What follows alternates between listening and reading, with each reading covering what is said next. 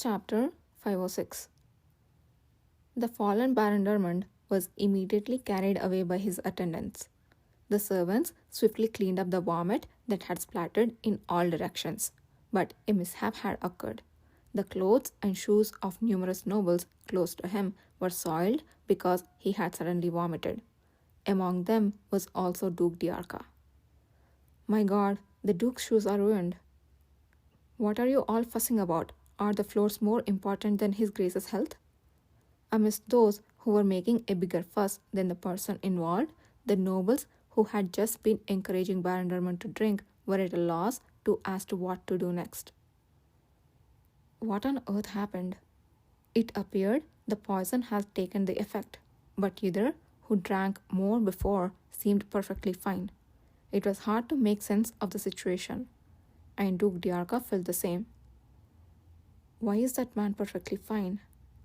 Was there a traitor among them, or was it the absurd notion that this man of common birth was immune to poison? The situation was highly suspicious, but as they had to hide the fact that Baron Dermond had collapsed due to the ingested poison and not just an allergic reaction to colochet, further investigation seemed difficult.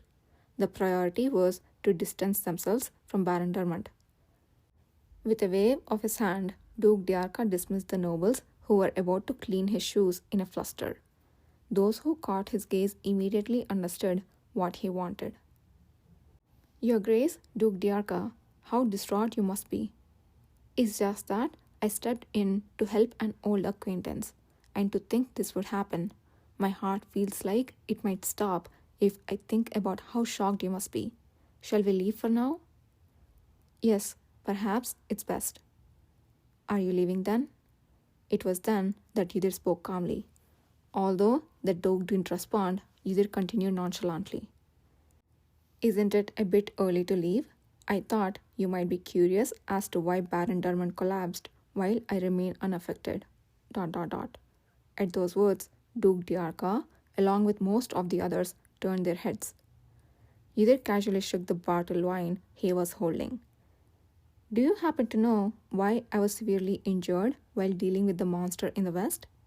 It was due to the poison it carried. People's eyes shifted towards the giant head of Baphomet behind Uther. Could that terrifying monster not only be enormous, but also venomous? Having been heavily affected by the poison and then recovering, I seem to have developed a significant resistance to poison substances. I suppose I have the Emperor, my commander, and my excellent comrades to thank for my fortunate survival. Of course, half of this was a lie, but the modesty paid off, as the faces of various nobles twisted in displeasure. It was better to hide the weakness of being vulnerable to monsters, while only half revealing the strength of being resistant to most poisons. After all, the term significant is inherently subjective.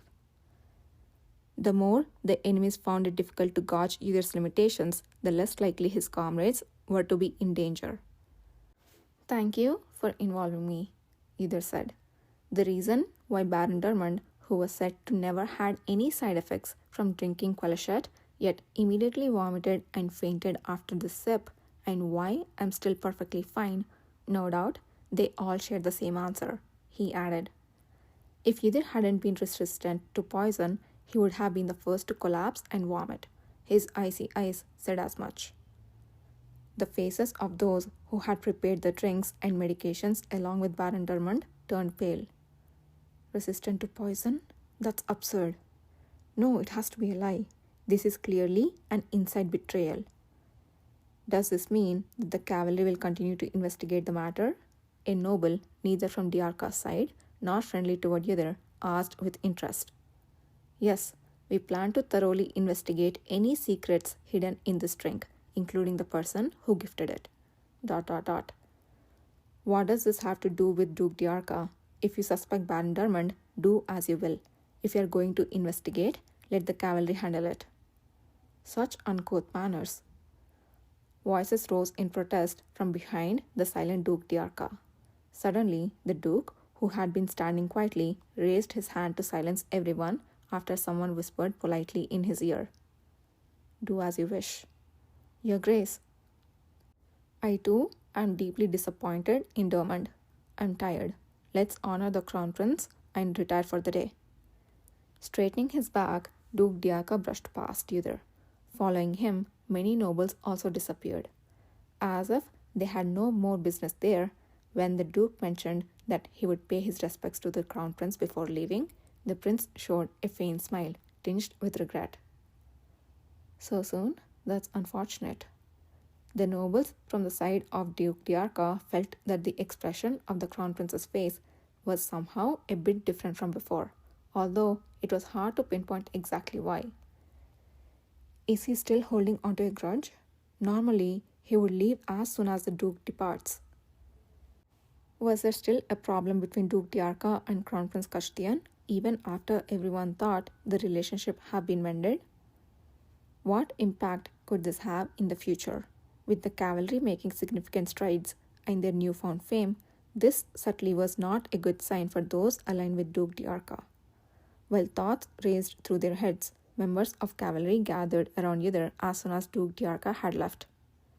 Yither, about earlier, was it okay to speak so bluntly? Won't there be some sort of reprisal, especially since Yither, you kept it a secret from us that you had a resistance to poison. We were really worried when you thought you got hurt. It's good that you didn't, but don't worry, I'm truly all right.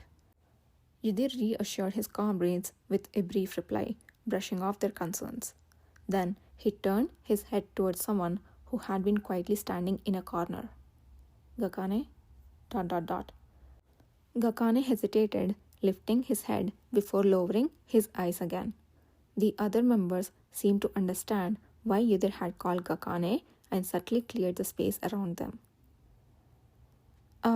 Should we go dance again? Want to join me? Sure. I want to eat some fruit. It looked delicious earlier. You still want to eat that after seeing someone throw up? You're truly worthy of being in the cavalry. And yet, you already have a fork in your hand. I had no choice. That's a separate matter.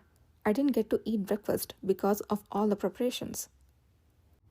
Yudhir moved through the space left open by the retreating members and grasped Gakane's shoulder. Thanks for earlier. ... Gakane broke his silence, lifting his head once more. His eyes, tinged with a shade of green, shimmered with complicated emotions. I feel like I haven't done anything to deserve your thanks. I wasn't any help to you at all.